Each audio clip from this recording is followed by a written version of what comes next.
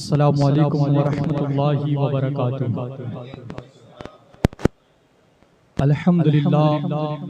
अल्हम्दुलिल्लाहिल हन्नानिल mannan अल्लज़ी खलक़ल इंसान व अल्लमहुल बयान वस्सलातु वस्सलामु अला रसूलिही सय्यदिल इंसी वल जान व अला आलिही व अस्हाबिही ज़विल खैरि वल इहसान। अम्मा बाद फ़अऊज़ु बिल्लाहि मिनश शैतानिर रजीम। बिस्मिल्लाहिर्रहमानिर्रहीम। वलनब्लुवन्नकुम बिशैइन मिनल खौफि वल जूइ व नक़सिम मिनल अमवाल वल अनफुसि वस्समरात वबश्शिरिस साबिरीन। सदक़ल्लाहुल अज़ीम। नादे अलिय्यम मज़हरल अजाइब तजिदुहु औनल लक फिन नवाइब कुल्लु हम्मिन व गम्मिन सयंजलि बिअज़मतिक या अल्लाह व बिनुबुव्वतिक या रसूल अल्लाह व बिवलायतिक या अलिय्यु या अलिय्यु या अली। गौसे आज़म बमने बेसरो सामा मददे क़िबले दी मददे काबे ईमा मददे बगिरदाबे बला उफ्ताद कश्ती ज़ईफ़ानो शकिस्ता रात पुश्ती बहक़्ते ख्वाजे उस्मान हारून मदद कुन या मुईनुद्दीन चिश्ती मदद कुन या मुईनुद्दीन चिश्ती मदद कुन या मुईनुद्दीन चिश्ती। आइए कुछ बातें पेश करने से पहले बारगाह रिसालत मुआज़ सल्लल्लाहु ताला अलैहि वसल्लम में दुरूद पाक का नजराना पेश करे। अल्लाहुम्मा सल्लि अला सय्यदिना व मौलाना मुहम्मद व बारिक वसल्लिम सलातन व सलामन अलैका या सय्यदी या रसूलल्लाह सल्लल्लाहु ताला अलैहि वसल्लम। और एक मरतबा दुरूद पाक पढ़े। अल्लाहुम्मा सल्लि अला सय्यदिना व मौलाना मुहम्मद व बारिक वसल्लिम सलातन व सलामन अलैका या सय्यदी या रसूलल्लाह सल्लल्लाहु ताला अलैहि वसल्लम। सरवर कायनात का दौर है और आक़ाए कायनात सल्लल्लाहु अलैहि वसल्लम मस्जिद नबवी शरीफ में तशरीफ़ फरमा है। सहाबा इकराम भी मौजूद है। अस्र की नमाज का वक्त होता है। आक़ाए कायनात सल्लल्लाहु अलैहि वसल्लम अस्र की नमाज की इमामत फरमाते हैं और नमाज अस्र के बाद सहाबा इकराम हुजूर की बारगाह में मौजूद है। आका अलैहिस्सलाम तशरीफ़ फरमा है और हुजूर अलैहिस्सलाम के करीब में ही आका अलैहिस्सलाम के चहीते और लाडले नवासे इमाम हसन और इमाम हुसैन भी मौजूद है। नमाज अस्र के बाद गोया के मस्जिद नबवी शरीफ के अंदर एक इज्तिमा मुनक्किद हो चुका है, एक महफिल मुनक्किद हो चुकी है। और इस इज्तिमा में और इस महफिल में जो खिताब करने वाले हैं, बयान करने वाले हैं, वो कोई आम खतीब नहीं बल्कि पूरे आलम के शहनशाह, पूरी कायनात के मालिक व मुख्तार पैगम्बर आज़म सल्लल्लाहु अलैहि वसल्लम है। और सुनने वाले सामईन सहाबा इकराम की मुक़द्दस जमात है। नमाज अस्र के बाद हुजूर ने ये महफिल सजाई है। यहाँ पर रुक कर एक बात ये भी अर्ज करता चलूँ, यूँ तो हर नमाज की अपनी एक शान है, हर नमाज का अपना एक मुकाम है, लेकिन बिलखुसूस नमाज अस्र की बड़ी ताकीद हमारी शरीयत के अंदर मौजूद है। कई मुकामात पर आका अलैहिस्सलाम ने नमाज अस्र की जो है अजमत बयान फरमाई। एक मुकाम पर तो आका फरमाते हैं कि जो दो ठंडी नमाजों का एहतमाम करेगा अल्लाह पाक उसे ठंडी जगह में जगह अता फरमाएगा, यानी अल्लाह उसे जन्नत में पहुंचाएगा। सहाबा ने पूछा हुजूर वो दो ठंडी नमाजें कौन सी है? आका ने फरमाया एक नमाज फज्र है और दूसरी नमाज अस्र है। जो इन दो नमाजों पर इस्तिकामत इख्तियार करेगा अल्लाह उसे जन्नत अता फरमाएगा। और आका अलैहिस्सलाम ने यह भी फरमाया कि जो जानबूझकर नमाज अस्र कज़ा कर देगा अल्लाह पाक उसके घर, उसकी माल और उसके औलाद को तबाह और बर्बाद फरमा देगा। जो जानबूझकर नमाज अस्र छोड़े, नमाज अस्र की अहमियत कितनी है आप कुरान पाक पढ़े तो बाज़ाब्ता अस्र के नाम से पूरी एक सूरह मुबारका कुरान पाक में नाजिल कर दी गई। वल अस्र फरमाकर नमाज अस्र की कसम कुरान पाक में याद फरमाई गई। बल्कि एक मुकाम पर तो अल्लाह तबारक व तआला ने नमाज अस्र के एहतमाम के ताल्लुक से यहाँ तक इरशाद फरमाया हाफिजू अलस्सलावात वस्सलातिल वुस्ता। अल्लाह पाक ने फरमाया नमाजों की हिफाजत करो और खास कर बीच वाली नमाज की। मुफस्सिरीन फरमाते हैं यहाँ बीच वाली जो नमाज है इससे मुराद नमाज अस्र है, इसलिए कि इब्तिदा में फजर और जोहर की नमाज और आखिर में मगरिब और ईशा, और उनके दरमियान जो नमाज है उसी को नमाज असर कहते हैं। आका अलैहिस्सलाम यही नमाज असर के बाद मस्जिद नबवी शरीफ में तशरीफ फरमा है। सहाबा मौजूद है, हसनैन करीमैन भी करीब मौजूद है। कुछ देर की खामोशी के बाद मेरे आका मुस्तफ़ा जाने रहमत ने इमाम हसन को अपने सीधे जानू पर और इमाम हसन को अपने उल्टे जानू पर बिठाया, और उसके बाद आका अलैहिस्सलाम सहाबे इकराम से इरशाद फरमाते हैं, अय्युहन्नास अला उखबिरुकुम मिन खैरिन नास जद्दन व जद्दा। आका इरशाद फरमाते हैं, ओ मेरे सहाबा, ओ लोगो, क्या मैं तुम्हें ना बताऊं कि तुम जितने लोग हैं तुम सब में नाना और नानी के एतबार से सबसे बेहतरीन कौन है? क्या मैं तुम्हें ना बताऊं? आका अलैहिस्सलाम सवाल फरमा रहे हैं, अला उखबिरुकुम नास, क्या मैं तुम्हें ना बताऊं कि तुम में सबसे बेहतरीन कौन है? अल्लाह अकबर। ये सवाल क्यों किया जा रहा है?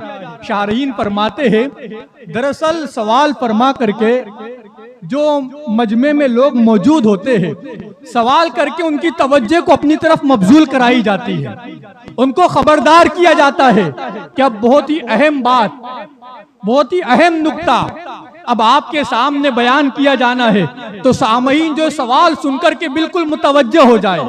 अब हुजूर अलैहिस्सलाम सवाल फरमा रहे हैं, हालांकि सहाबा इकराम यूं भी हुजूर की बारगाह में बड़े मुतवज्जो होकर बैठा करते थे, बल्कि यहाँ तक रिवायतों में है कि सहाबा इकराम जब हुजूर की बारगाह में बैठते तो ऐसे बैठा करते कि परिंदा उड़कर आए और सहाबा इकराम के सरों पर बैठ जाए और परिंदे को पता भी ना चले कि ये इंसान बैठा हुआ है।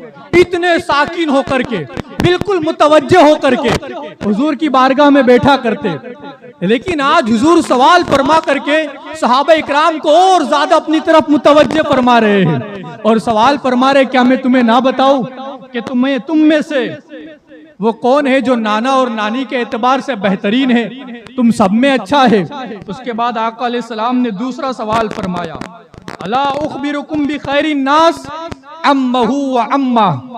आका ने दूसरा सवाल फरमाया, क्या मैं तुम्हें ना बताऊं कि तुम में चचा और फूफी के एतबार से सबसे बेहतरीन कौन है?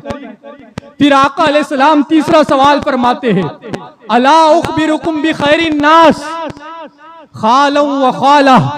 आका इरशाद फरमाते, क्या मैं तुम्हें ना बताऊं कि तुम में से मामू और खाला के एतबार से सबसे बेहतरीन कौन है? फिर आका अलैहिस्सलाम ने चौथा सवाल फरमाया, अला उखबिरुकुम बि खैरिन नास अबू व उम्मा। आका ने फरमाया, क्या मैं तुम्हें ना बताऊं कि तुम में से माँ और बाप के एतबार से सबसे बेहतरीन कौन है? आका अलैहिस्सलाम ने सवाल जब इरशाद फरमाए, सारे सहाबे खामोश है।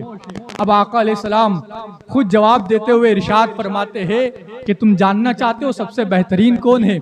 आका इरशाद फरमाते हैं, अम्मल हसन वल हुसैन, तुम में सबसे बेहतरीन हसन और हुसैन है। अब आका खुद जवाब इरशाद फरमाते हैं, सबसे बेहतरीन कौन? हसन और हुसैन। वजह क्या है? आका फरमाते, जद्दुहुमा रसूलुल्लाह, इसलिए कि इनका नाना अल्लाह का रसूल है। व जद्दतुहुमा खदीजतु बिन्तु खुवैलद। आका फरमाते, इसलिए कि इनकी नानी खदीजतुल कुबरा है जो रफीक हयात मुस्तफा है। फिर आका फरमाते, जानना चाहते हो कि तुम में चचा के एतबार से बेहतरीन कौन है? बेहतरीन कौन है? आका इरशाद फरमाते, वो भी मेरे हसन और मेरा हुसैन है। इसलिए कि आका फरमाते हैं, व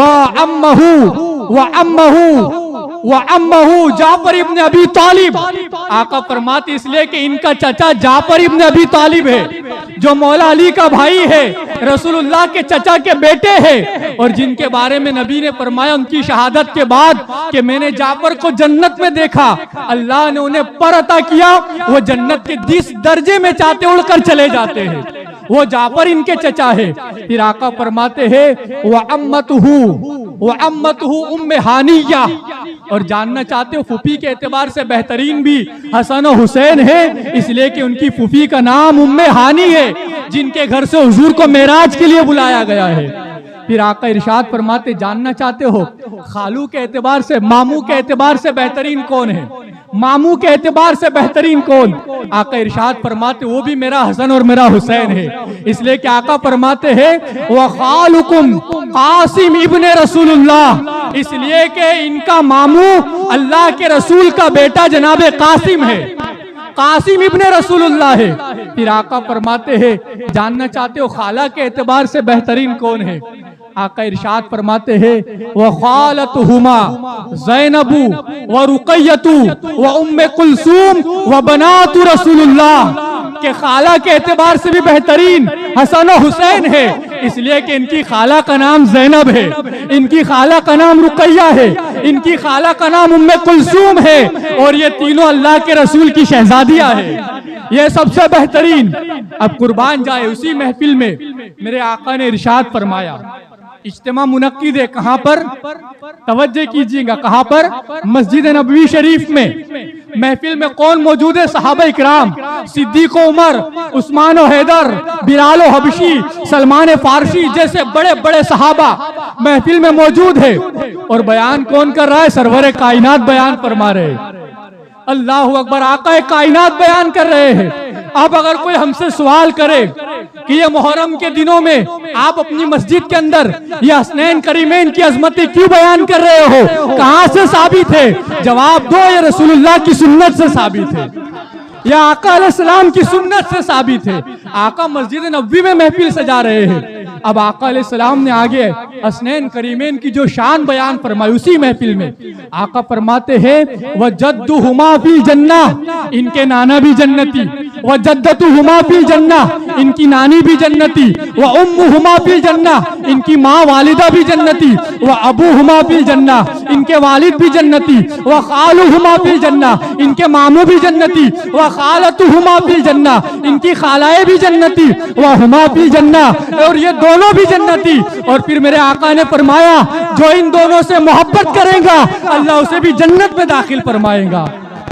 जो इन दोनों से मोहब्बत रखे, जो इन दोनों से प्यार करे, आका फरमाते अल्लाह उन्हें भी जन्नत में दाखिल फरमाएगा। अल्लाह अकबर। और मुताद्दिद मुकामात पर मेरे आका ने हसनैन की शान बयान फरमाई। एक मुकाम पर तो फरमाया, जो मेरे हसनैन से मोहब्बत रखेगा गोया उसने मुझसे मोहब्बत की, और जिसने मेरे हसनैन से दुश्मनी की, आका फरमाते उसने मुझसे दुश्मनी की। एक मुकाम पर तो आका ने दुआ फरमाई, या अल्लाह मैं हसनैन से मोहब्बत करता हूँ, या अल्लाह तू भी हसनैन से मोहब्बत फरमा। हुजूर ने दुआ की और फिर फरमाया, या अल्लाह और जो भी हसनैन से मोहब्बत करे तू उन लोगों से भी मोहब्बत फरमा। हुजूर ने दुआ फरमाई है। अल्लाह अकबर। आप अंदाजा फरमाए हसनैन की शान क्या है, हसनैन का मकाम क्या है। यही हसनैन करीमैन है। हम बारहा इमाम हसन और इमाम हुसैन की शान सुनते हैं। हसनैन करीमैन है, वाकया सब ने सुना है, बस इशारा देना चाहता हूँ। आका अलैहिस्सलाम हसनैन करीमैन का बचपना है। इमाम हुसैन को अपने कंधे पर बिठा करके मदीने पाक की गलियों में है। फारूक आजम की नजर पड़ती है, इमाम हुसैन कंधे पर मौजूद है। फारूक आजम जब ये मंजर देखते हैं, पुकार कर कहते, हुसैन तुम्हारी सवारी कितनी अच्छी है, कितनी अच्छी सवारी पर सफर कर रहे हो। आका इरशाद फरमाते, उमर सवारी देखते हो, ये नहीं देखते कि सवार कितना अच्छा है, ये नहीं देखते सवार कितना प्यारा है। आप अंदाजा फरमाए, जो कायनात में सबसे अच्छा है वो जात हमारे आका की जात है। कायनात का सबसे सुथरा, सबसे अच्छा इंसान, बल्कि अकमलुल अकमली सैयद आलम सल्लल्लाहु अलैहि वसल्लम है। मेरे इमाम तो कहते हैं, सारे अच्छों से अच्छा समझिए जिसे, है उस अच्छे से अच्छा हमारा नबी। जो पूरी कायनात में सबसे अच्छा है, वो आका जिसे अच्छा कह रहे हैं, उस जात को हुसैन आजम कहते हैं। मेरे आका फरमा रहे हैं, उमर सवारी देखते हो, ये नहीं देखते सवार कितना अच्छा है। अल्लाह अकबर। वो हुसैन आजम जो मुस्तफा के कंधों पर बैठकर सवारी करे, वो हुसैन आजम। अल्लाह अकबर। अगर कहे आका नाना जान मुझे भी आपकी तरह सवारी चाहिए, आप तो कस्वा पर सवार होते हो। अल्लाह अकबर। हुजूर की मोहब्बत देखे। आका कायनात सल्लल्लाहु अलैहि वसल्लम अपने दोनों पंजे मुबारक और अपने घुटने मुबारक जमीन पर रखते हैं और हुसैन आजम से कहते, बेटे लो तुम्हारी सवारी तैयार हो गई है। आप गौर करें, आका जिसके लिए सवारी बन जाए वो हुसैन आजम। अल्लाह अकबर। सफर करते हैं करबला की तरफ, निकलते हैं मैदान करबला की तरफ।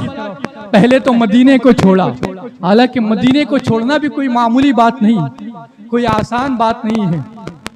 अल्लाह अकबर। अल्लाह हम सबको मदीने पाक की हाजिरी नसीब फरमाए।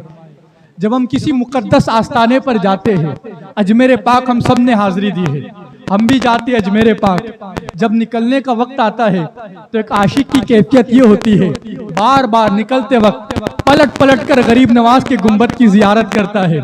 बुलंद दरवाजे तक पहुंचने तक निगाहें बार बार घूमती है कि चलो इस धोले गुंबद की जियारत कर लेते हैं, पता नहीं फिर दोबारा कब मौका मिलेगा। हम चंद लम्हे के लिए, चंद दिनों के लिए जब मुकद्दस बारगाह में जाते हैं, वहां से जब हमारी रुखसती का वक्त आता है, दिल मानता नहीं है, दिल राजी नहीं होता है कि इस आस्थाने को छोड़े।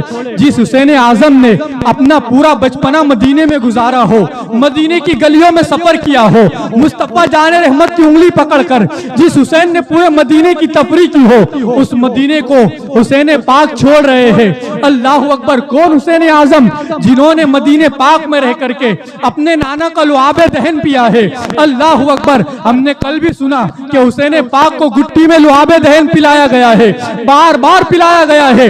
बल्कि एक रिवायत में तो यहाँ तक आता है कि एक सफर पर सरवरे कायनात तशरीफ ले जा रहे थे, सहाबा इकराम भी है, इमाम हसन और इमाम हुसैन के बचपने का आलम है, खेमे लगाए गए हैं, सफर का मामला है। इतने में अचानक हसनैन करीमैन के रोने की आवाज आती है। आका कायनात सल्लल्लाहु अलैहि वसल्लम जब इमाम हसन और इमाम हुसैन के रोने की आवाज सुनते हैं, सैयदा फातिमा से इरशाद फरमाते हैं, ओ मेरी बेटी, मेरी लख्ते जिगर, ये शहजादे क्यों रो रहे हैं? फातिमा तो ज़हरा अर्ज करती है, बाबा जान, शायद शहजादों को प्यास लगी है, पानी नहीं है, प्यास की वजह से रो रहे हैं। आका कायनात सल्लल्लाहु अलैहि वसल्लम ने सहाबा से इरशाद फरमाया, जाओ जल्दी से हसनैन के लिए पानी लेकर के आओ। सहाबा दौड़ते हुए अपने अपने खेमों की तरफ जाते हैं। लेकिन अल्लाह की हिकमत देखे, जब सहाबा अपने खेमों में पहुंचे, किसी के खेमे के अंदर पानी का कतरा भी मौजूद नहीं है, सबके मशकीज़े खाली हो चुके हैं। सहाबा वापस आते हैं,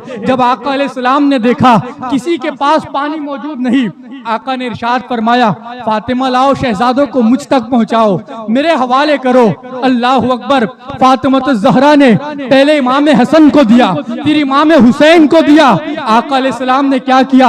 हसन पाक को गोद में लिया और गोद में लेकर आका अलैहिस्सलाम ने अपनी जुबान मुबारका इमाम हसन के ऊपर रख दी और इमाम हसन हुजूर अलैहिस्सलाम का लुआबे दहन चूस रहे हैं। फिर इमाम हुसैन को लेते हैं, इमाम हुसैन भी हुजूर का लुआबे दहन चूसने लगते हैं। आप गौर करें, इमाम हसन और इमाम हुसैन हुजूर का लुआबे दहन चूस करके, हुजूर का लुआबे दहन पी करके अपने बचपने को गुजार रहे हैं, अपने बचपने की जिंदगी बसर कर रहे हैं। अल्लाह अकबर।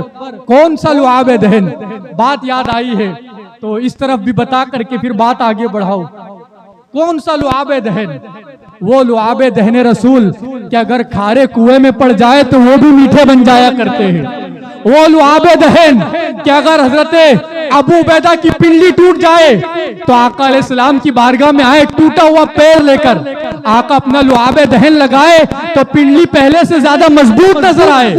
वो लुआबे दहन कि किसी जंग के मौके पर एक सहाबी की पूरी आंख बाहर आ जाती है, लेकर के आंख का ढेला निकला हुआ है, लेकर के हुजूर की बारगाह में आते हैं, मेरे आका अपना लुआबे दहन लगाते हैं, आंख पहले की तरह ठीक हो जाती है। वो लुआबे दहन कि एक सहाबी रसूल एक रास्ते से जा रहे थे, मदीने के करीब में देहाती सहाबी थे, उनका पैर सांप के जहरीले अंडे पर पड़ गया और उसके जहरीले अंडे पर पड़ने की वजह से वो सहाबी की आंखें चली गई, बीनाई खत्म हो गई। आका अलैहिस्सलाम की बारगाह में सहाबी को लाया गया, आका अलैहिस्सलाम ने वजह पूछी और उसके बाद जब उनकी आंखों में लुआबे दहन लगाया गया तो शारहीन फरमाते हैं उनकी आंखें इतनी रोशन हो गई कि 80 बरस की उम्र में भी वो सुई में दौरा पुरा लिया करते थे, इतनी रोशन आंखें हो गई। आप अंदाजा फरमाए, वो लुआबे दहन मेरे आका ने इमाम हसन और इमाम हुसैन को एक दो बार नहीं बल्कि बार बार पिलाया है, बार बार पिलाया है। एक वाकया फिर जहन में आता है। अल्लाह अकबर। हमारा गुजरात यूं तो वलियों का शहर है, अल्हम्दुलिल्लाह, बल्कि पूरा सूरत वलियों का शहर, पूरा गुजरात वलियों का शहर। लेकिन गुजरात में कुछ औलिया ऐसे जिनके नाम बड़े मशहूर, जिनके आस्थाने बड़े मशहूर। जैसे अगर हम शहनशाह गुजरात की बात करें तो हमारे गुजरात में हजरत सैयद मीरा अली दातार का आस्थाना है, हमारे गुजरात में ख्वाजा दाना का आस्थाना है, इसी गुजरात के अंदर हजरत शाह आलम का आस्थाना है। आप सब ने हाजिरी दी होंगी हजरत शाह आलम के आस्थाने पर। अहमदाबाद में आस्थाना मौजूद है। आप जहन में रखिएगा जो बात मैं अर्ज कर रहा हूँ कि इमाम हसन और इमाम हुसैन को बार बार लुआबे दहने रसूल नसीब हुआ है। इस बात को जहन में रखिएगा और फिर इस वाक़े को तवज्जो से सुनिए। हजरत शाह आलम अहमदाबाद में आपका आस्थाना और आपके वालिद गिरामी हैं हजरत कुतुब आलम रहमतुल्लाह अलैह। हजरत कुतुब आलम का आस्थाना अहमदाबाद में वटवा की सरजमीन पर। आप में से कईयों ने हाजिरी दी होंगी। ये शाह आलम के वालिद गिरामी हैं। शाह आलम का बचपना है। हजरत कुतुब आलम रहमतुल्लाह अलैह शाह आलम को अपनी गोद में खेल लगा रहे हैं। शाह आलम बचपने के आलम में आले रसूल है। ये दोनों हजरत कुतुब आलम आले रसूल है, हसनी हुसैनी सादात है। इमाम हजरत कुतुब आलम अपने शहजादे शाह आलम को गोद में खेल लगा रहे, बचपने का आलम है। इतने में नमाज का वक्त हुआ। हजरत कुतुब आलम जो लिबास ज़ेबे तन फरमाए थे आपने तब्दील किया, नमाज के लिए दूसरा लिबास मंगवाया। दूसरा लिबास आपने ज़ेबे तन फरमाया और जो लिबास आपने पहना था अपनी खादिमा के हवाले किया और कहा ये लिबास साफ कर दो। दे करके आप नमाज के लिए चले गए। कई दिन गुजर गए, कई दिन गुजर गए। अहमदाबाद की जमीन है। हजरत कुतुब आलम मुराकबे में तशरीफ फरमाए, अपने घर के अंदर बैठे हुए हैं, आंखें बंद है, तसव्वुर में गुम है और मुराकबा करते हुए हजरत कुतुब आलम पहुंच गए मक्का मुकर्रमा की सरजमीन पर, खाना काबा के सहन में। ये जो मैं वाक़या अर्ज कर रहा हूँ ये सीरत शाह आलम में मौजूद है और ये वो मोतबर किताब है सीरत शाह आलम। वो मोतबर किताब है कि जब इस किताब का काम किया जा रहा था, जब ये छप रही थी तो ये किताब जो है सरकार मुफ्ती आजम हिंद की बारगाह में पेश की गई। जब मुफ्ती आजम सरकार ने किताब को देखा तो देखने के बाद दुआओं से भी नवाजा और किताब छपवाने के लिए मुफ्ती आजम सरकार ने अपनी जेब से चंदा भी अता फरमाया और आपने अपने दिल की तमन्ना जाहिर की कि इस किताब को जल्द से जल्द मंजर आम पर लाया जाए। उस किताब का हवाला पढ़ रहा हूँ, सीरत शाह आलम कुतुब आलम। कई दिन गुजर गए उस वाक़े को। आप मुराकबे में बैठे, आंखें बंद है और खाना काबा के सहन में तसव्वुर में मौजूद है। आपने देखा कि खाना काबा के सहन के अंदर एक साइल बैठा हुआ है जो कई दिन से भूखा है, बहुत शिद्दत की उसको भूख लगी है, लेकिन सवाल नहीं करता, खामोशी के साथ बैठा है। कुतुब आलम देखकर समझ गए कि ये भूखा नजर आता है। आपने सोचा कि चलिए इसकी मदद कर देते हैं। आपने फौरन मुराकबे से बाहर आए, अपनी खादिमा को आवाज लगाई। खादिमा बावर्ची खाने में काम कर रही थी। जैसे ही कुतुब आलम ने सदा लगाई, वो खादिमा जो है वो कुतुब आलम की बारगाह में आई। कुतुब आलम ने खादिमा से कहा कि बेटी जल्दी से गरम गरम रोटियां बनाओ, रोटियां तैयार करो। जैसे ही कुतुब आलम ने ये कहा, खादिमा कहती हुजूर रोटियां तो मैं बना देती हूँ, लेकिन क्या ये रोटियां उसके लिए बना रहे हो जो खाने काबा के सहन में बैठा हुआ है? क्या रोटियां उसके लिए बनाना है? कुतुब आलम हैरत से मुंह देखते फरमाते, हाँ बेटी उसी के लिए, लेकिन तुम्हें कैसे मालूम, तुम्हें कैसे मालूम? खादिमा कहती हुजूर अगर आप इजाजत दे तो मैं रोटी पका भी देती हूँ और उस फकीर तक खुद ही पहुंचा भी देती हूँ, आप इजाजत दे दे। कुतुब आलम कहते बेटी ठीक है इजाजत है, तुम ही रोटियां पकाओ, तुम ही पहुंचा दो। अब गौर कीजिएगा, कुतुब आलम फिर मुराकबे में है और देख रहे उस फकीर को खाने काबा के सहन में बैठा हुआ है भूखा। इधर खादिमा को भी देख रहे, बावर्ची खाने में रोटी पकाती है। जब रोटी पककर तैयार हुई, खादिमा ने अपने बावर्ची खाने से अहमदाबाद में रहकर अपने बावर्ची खाने की खिड़की से हाथ बाहर निकाला, रोटी फौरन खाने काबा के सहन में पहुंच गई, उस तक पहुंची। वो जो साहिल है जो वहां बैठा है भूखा है, रोटी तनाउल कर रहा है। एक रोटी दो रोटी जितना उसको खाना था उसने खाया। उसके बाद कह दिया कि अब मेरा पेट भर चुका है। उसने बारक अल्लाह कह करके खाना मुकम्मल कर लिया। अब इधर हजरत कुतुब आलम अपनी खादिमा को बुलाते हैं और बुला करके पूछते हैं, बेटी सच सच बता तू कौन सा वजीफा करती है, तू क्या अमल करती है कि अल्लाह ने तुझे इतना बड़ा मुकाम अता फरमाया कि जो काम मैं मुराकबे में बैठ कर रहा हूँ तू वही काम अपने बावर्ची खाने से अदा कर रही है। बावर्ची खाने में बैठकर तूने उस फकीर को देख भी लिया, रोटियां भी पहुंचा दी। सच सच बता, तूने कौन सा वजीफा किया है, कौन सा अमल किया है? क्या तू इसमें आजम जानती है? क्या तेरी कोई एक्स्ट्रा इबादत है? खादिमा कहती है, हुजूर मैं तो आपकी खादिमा हूँ, मेरे पास कोई बहुत बड़ी इबादत नहीं है, लेकिन हाँ हुजूर एक काम मैंने ऐसा किया, उसके बाद से अल्लाह ने मुझे ये मुकाम अता कर दिया है, मुझे साहिबे करामत बना दिया है। अल्लाह अकबर। कुतुब आलम पूछते हैं, बेटी बता तूने वो कौन सा काम किया है? अब तवज्जो से जवाब सुने, उस बात को भी जहन में रखे। इमाम हसन और इमाम हुसैन बार बार लुआबे दहने मुस्तफा पी रहे हैं, हुजूर का लुआबे दहन नसीब हो रहा है, और इस वाक़ये को भी सुने।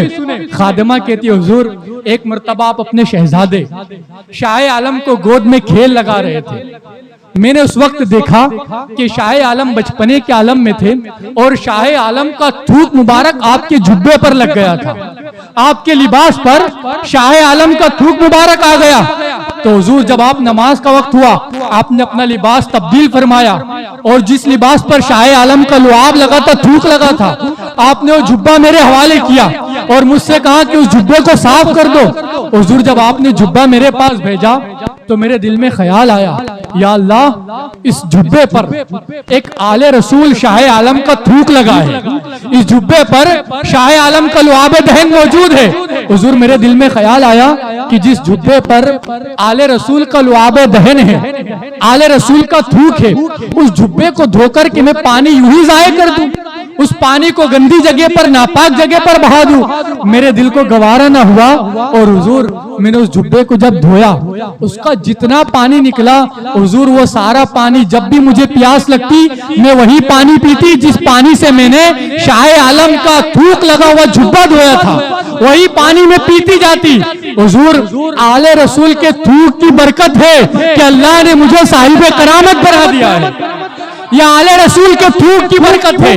अब आप गौर करें कि जो हुजूर के औलाद के औलाद के औलाद में कई बाद में आने वाले हजरत शाह आलम, उनका लुआबे दहन अगर एक खादिमा को मिल जाए तो वो अहमदाबाद में रह करके मक्के में रहने वाले फकीर की मदद कर रही है, तो जिस हुसैन आजम को डायरेक्ट रसूलुल्लाह का लुआबे दहन मिला है, उस रसूल की ताकत का आलम क्या रहा होगा, उस रसूल आजम की पावर का आलम क्या होगा। इसलिए अगर आज भी हम हुसैन आजम को कैसी ही मुसीबत में पुकारे, हमारा ईमान है इमाम हुसैन हमारी मदद फरमाएंगे, यह हमारा ईमान है, हमारा अकीदा है, हुसैन जरूर मदद करेंगे।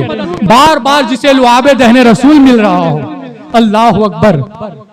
लेकिन बात चूंकि इस तरफ आई है, इतनी शान वाले इमाम हुसैन, लेकिन आज के दौर में कुछ बदबख्त ऐसे भी पैदा हो गए जो माज़ अल्लाह सुम्मा माज़ अल्लाह इमाम हुसैन की शान में बदबख्ती करते हैं, नाज़िबा कलमात कहते हैं। माज़ अल्लाह यहाँ तक कहा गया कि माज़ अल्लाह हुसैन इब्ने अली ने गद्दारी की है दीन इस्लाम से, यहाँ तक कहा गया माज़ अल्लाह कि वो गासिब है, यहाँ तक कहा गया कि वो हुकूमत चाहते थे इसलिए करबला के मैदान में गए।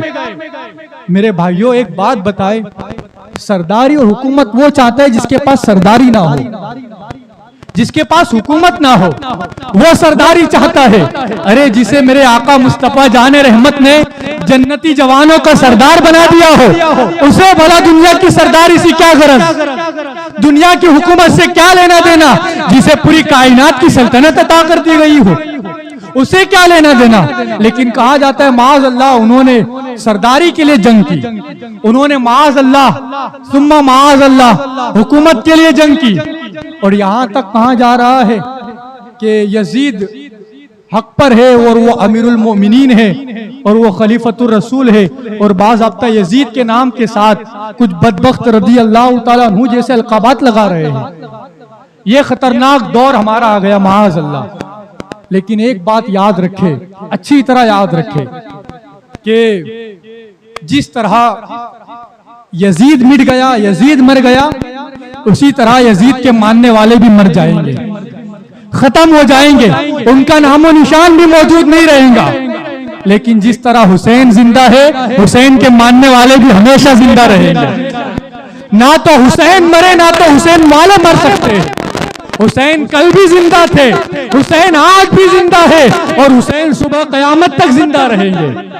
हुसैन हमेशा जिंदा है। कैसे जिंदा है? हुसैन अल्लाह अकबर, जब तक कुरान पढ़ा जाता रहेगा हुसैन जिंदाबाद के नारे लगाए जाते रहेंगे। जब तक नमाजें होती रहेंगी हुसैन जिंदाबाद के नारे लगते रहेंगे। जब तक मस्जिदें आबाद रहेंगी हुसैन जिंदाबाद के नारे लगते रहेंगे। हुसैन जिंदा है हमारी नमाजों के एतबार से, हुसैन जिंदा है हमारी तिलावत के एतबार से, हुसैन जिंदा है हमारी जुबानों पर, बल्कि हुसैन जिंदा है हर आशिक रसूल के सीनों के अंदर। हुसैन जिंदा है और हुसैन के मानने वाले भी जिंदा है। लेकिन कुछ बदबख्त आज के दौर में आए हैं। आपसे कहूंगा ऐसे लोगों के जो है जाल में हरगिज न फंसे, इसलिए कि यजीद वो पलीद है। सबसे पहली बात तो उसे नेक बाप की सोहबत भी मैसर नहीं आई। यजीद वो पलीद है जिसे नेक वालिद की सोहबत भी ना मिली, जो यहूदी और नसरानियों के साथ जिसने अपना बचपना गुजारा, वो यजीद पलीद जो शामियों के अंदर यहूदियों के अंदर रहकर जिसने अपनी जिंदगी गुजारी। कहाँ यजीद और कहाँ हुसैन जैसा पाकबाज शहजादा, कहाँ दोनों का मुकाबला। अल्लाह अकबर। चूंकि आज इतवार का दिन है और सीरत पाक बयान करने के लिए मुझे पहुंचना है, इसलिए आज मैं अपनी गुफ्तगू को यहीं पर खत्म करता हूं। लेकिन कल इंशाअल्लाह चूंकि बात निकली है तो आपके सामने अर्ज करूं कि यजीद कौन है और हुसैन आजम कौन है। ये दोनों कौन है इसको हम समझने की कोशिश करेंगे और समझेंगे कि हम जिस हुसैन को मानते हैं उस हुसैन आजम को अल्लाह ने क्या शान अता की, और हुसैन के मुकाबले में जो आया था वो कितना पलीद है, कितना बदबख्त है। इंशाअल्लाह कल की महफिल में हम उन बातों को सुनने की कोशिश करेंगे, इस उम्मीद पर इंशाअल्लाह कि आप सब तशरीफ रखेंगे। इंशाअल्लाह जिस तरह आज आप वक्त की पाबंदी करते हुए पहुंचे, कल भी पहुंचिए। ईशा बाद फौरन इंशाअल्लाह महफिल शुरू होंगी और वक्त पर इंशाअल्लाह अपनी महफिल इख्तिताम पर पहुंचेंगी। अल्लाह करीम मुझे भी आपको भी कहने सुनने से ज्यादा अमल करने की तौफीक अता फरमाए। मेरे बोलने में अगर कोई गलती हुई हो आप सबको गवाह बना करके मैं तौबा करता हूँ। अस्तगफिरुल्लाह रब्बी मिन कुल्ली ज़ंबी व अतूबु इलैक। सुब्हानकल्लाहुम्मा व बिहम्दिका अशहदु अल्ला इलाहा इल्ला अंता अस्तगफिरुका व अतूबु इलैक। खड़े हो जाए सलातो